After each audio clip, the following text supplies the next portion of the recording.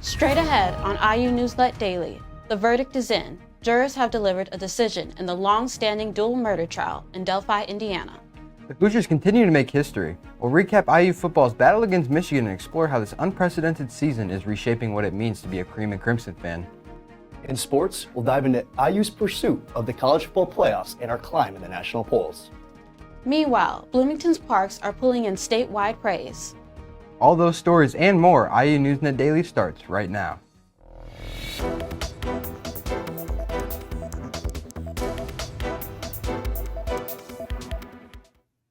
It's Tuesday, November 12th. Hello, and welcome to IU NewsNet Daily. I'm Jay Upshaw. And I'm Drew Stoltz. Thank you for joining us. We begin with a verdict out of Delphi, Indiana. In 2017, 13-year-old Abigail Williams and 14-year-old Libby German were found brutally murdered along a wooded trail in Delphi, Indiana. Now, after 7 years, 52-year-old Richard Allen has been convicted for the crime, following the high-profile murder case. After nearly 3 weeks of testimony and more than 18 hours of deliberation, a 12-person jury found Allen guilty on 2 counts of murder and 2 counts of felony murder. Family members of Libby German were in the courtroom where they reacted with gasps and quiet sobs as the first murder charge was announced. Prosecutors argued that Allen stalked the girls on the Monon High Bridge, forced them down a hill into nearby woods, and slashed their throats. Allen is set for sentencing on December 20th, where he faces between 90 and 130 years in prison. After IU's thrilling victory over Michigan this past weekend, the Hoosiers hit a historic milestone with 10 wins for the first time in program history. Here now to recap Saturday's madness is IU NewsNet's Luke Artema. Luke, what a night for the Hoosiers. That's right, Drew and Jay. Indiana football clinched its first ever 10-win season with a hard-fought 20-15 victory over Michigan at Memorial Stadium. Despite managing just 18 offensive yards in the second half, Indiana's defense held strong, allowing Michigan only one first-half score and coming up with key stops in the fourth quarter. Curtis Rourke threw for 206 yards and 2 touchdowns, including a 36-yard strike to Elijah Surratt. Indiana, now 10-0, has a bye week this week and will face Ohio State November 23rd in Columbus. IU's historic season is not only boosting excitement on the field, but also reigniting passion for the Hoosier football program among fans. IU NewsNet reporter Michael Livingston spoke with supporters who say this season has completely redefined what it means to be a Hoosier football fan.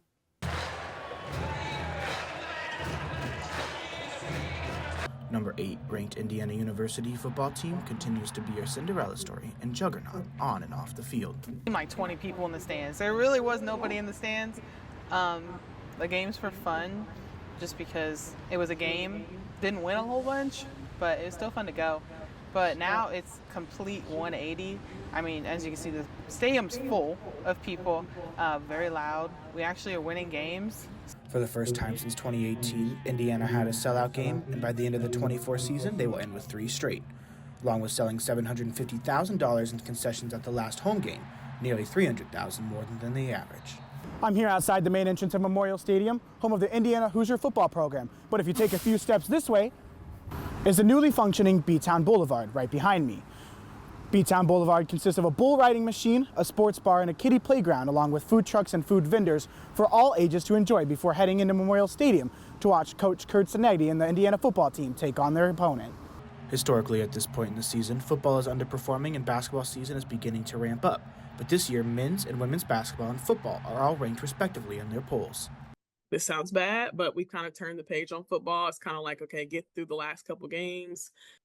So usually it's just like, put your head down, get to the football game, start focusing on basketball. But for now, basketball will need to take a back burner to the season Indiana football is riding. In a historically underperforming program, this one season has rewritten the culture, and it is led by head coach Kurt Sinegdi. Indiana football is projected to make the first ever 12-team college football playoffs, a complete turnaround from the season before. Stay tuned. IU NewsNet's Luke Artema will be back in the studio to break down the Hoosiers' impressive rise in rankings. In other news, 4 pedestrians, including 2 IU students, were struck by a car Saturday night here in Bloomington. The accident took place at the corner of East 17th Street and Eagleson Avenue, just east of Bill Armstrong Stadium. All 4 victims were transported to the hospital. 3 sustained non-life-threatening injuries, while 1 victim was listed in critical but stable condition. The driver who struck the group remained at the scene and cooperated with police. There was no evidence of the driver being under the influence of alcohol or drugs. A rape that allegedly occurred last December inside an Indiana University dorm building has been reported to authorities. According to IU police, the incident took place in December of last year at Teeter Quadrangle. The incident was not reported by the individuals involved, but came to light through Title IX office. So far this semester, 12 rapes have been reported to the IUPD.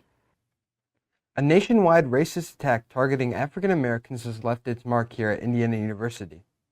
Multiple Black IU students reported receiving text messages from unknown phone numbers stating they have been selected, quote, as a slave. Reports of similar hate-filled messages have resurfaced at other universities across the country. The Indianapolis FBI office is investigating. IU's chapter of Sigma Chi fraternity has been placed on cease and desist for hazing. IU is suspending all Sigma Chi activities until further notice. According to IU policy, a cease and desist is an interim action taken when there is an immediate threat or ongoing investigation involving an organization's activities. Sigma Chi is the third organization currently on cease and desist status and the second to receive this designation this semester. A traffic stop led to a police dog discovering more than 9 grams of meth in a Bloomington man's car. 48-year-old Stephen Legel was pulled over in Lawrence County for inoperable brake and taillights, as well as a missing license plate. A Bedford canine dog alerted police to the driver's side door where a cosmetic bag containing 9 grams of meth was found.